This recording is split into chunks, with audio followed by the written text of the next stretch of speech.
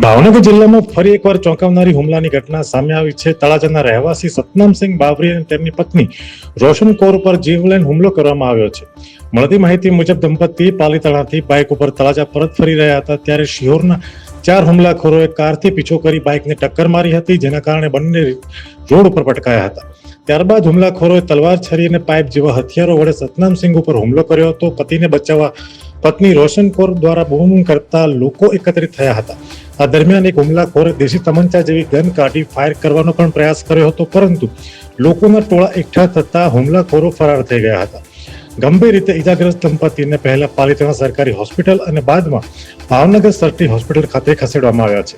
ઘટનાને લઈને પાલીતાણા પોલીસ દ્વારા વધુ તપાસ હાથ ધરવામાં આવી છે.